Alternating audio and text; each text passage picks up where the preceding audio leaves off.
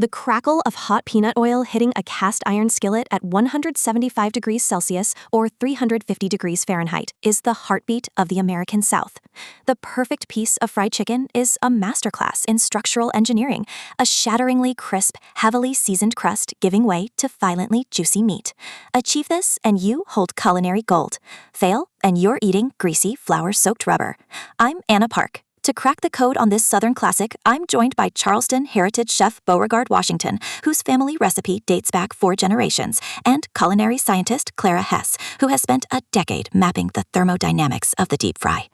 We start with a 1.4 kilogram/3 pound whole chicken, broken down into 8 pieces. Do not buy pre-cut. The bone and skin are essential for fat rendering. Our first step is the buttermilk brine, which tenderizes the proteins and provides the glue for a crust. Whisk 950 milliliters/4 cups of whole fat buttermilk, 30 grams/2 tablespoons of kosher salt, 15 milliliters/1 tablespoon of Louisiana hot sauce, and 10 grams/2 teaspoons of black pepper. Submerge the chicken pieces entirely. Cover and refrigerate at 4 degrees Celsius/40 degrees Fahrenheit for exactly 12 hours. Any less than 8 hours, the meat lacks flavor. Beyond 24 hours, the acid turns the meat mushy. While the chicken drains, we build the dry dredge. The starches must absorb the buttermilk to create a rigid crust matrix. In a wide bowl, whisk 360 grams/3 cups of all-purpose flour, 60 grams/1/2 cup of cornstarch, which inhibits gluten formation for maximum crispness, along with the spices. Add 15 grams/1 tablespoon of smoked paprika, 10 grams/2 teaspoons each of garlic and onion powder, 5 grams/1 teaspoon of cayenne, and 15 grams/1 tablespoon of fine salt.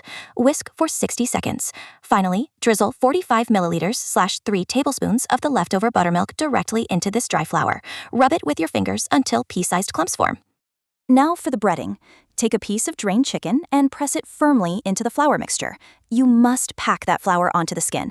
Press hard for about 10 seconds per piece. Shake off the excess flour and place the breaded chicken on a wire rack. Here is the most crucial step most home cooks skip: the rest. Let the breaded chicken sit at room temperature, about 21 degrees Celsius or 70 degrees Fahrenheit, for exactly 15 minutes. This resting phase allows the flour to hydrate and adhere to the skin, forming a paste that will not blow off in the hot oil. Never rush the rest. By the time 15 minutes have passed, the coating will look tacky and slightly yellow. For frying, a heavy 30-centimeter, 12-inch cast iron skillet is mandatory for heat retention. Pour in 950 millimeters or 1 quart of peanut oil, achieving a depth of 2.5 centimeters or 1 inch. Heat over medium-high until the oil reaches exactly 175 degrees Celsius or 350 degrees Fahrenheit. Lower the chicken in, skin side down. The temperature will drop to 160 degrees Celsius or 320 degrees Fahrenheit. Adjust your burner to maintain this target. Fry for 12 minutes on the first side. Using tongs, flip each piece once. Fry the second side for 10 to 12 minutes. The internal temperature at the thickest part of the thigh must hit 74 degrees Celsius or 165 degrees Fahrenheit on a digital probe. The crust will be deeply golden and rigid. Once that thermometer hits 74 degrees Celsius or 165 degrees Fahrenheit, pull the chicken from the oil. Do not set it on paper towels. That traps steam and ruins the crust. Transfer the pieces to a clean wire rack set over a baking sheet. Let them rest for 10 minutes. This redistributes the juices inside the meat.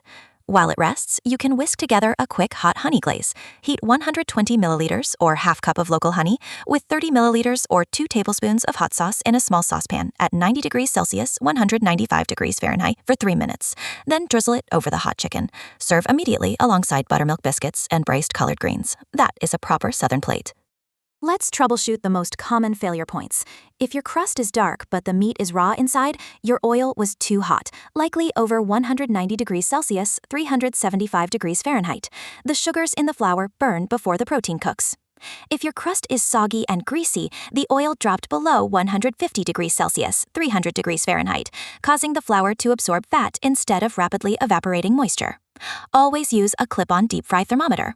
Finally, if the breading falls off in the pan, you skipped the 15-minute resting phase on the wire rack, or you crowded the skillet. Fry in batches. Give each piece at least 2.5 centimeters/1 inch of clearance in the oil to allow steam to escape.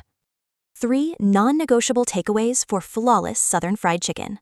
1. Respect the 12-hour buttermilk brine to tenderize the meat and create a tacky base. 2. Hydrate your dry dredge with a splash of buttermilk and let the breaded chicken rest for 15 minutes before frying to lock the crust in place. 3. Strictly manage your oil temperature, frying at 160 degrees Celsius or 320 degrees Fahrenheit until the internal meat hits 74 degrees Celsius or 165 degrees Fahrenheit. Thank you, Chef Clara, for elevating this rustic staple into an absolute science. Grab your cast iron, watch your thermometer, and go fry something beautiful.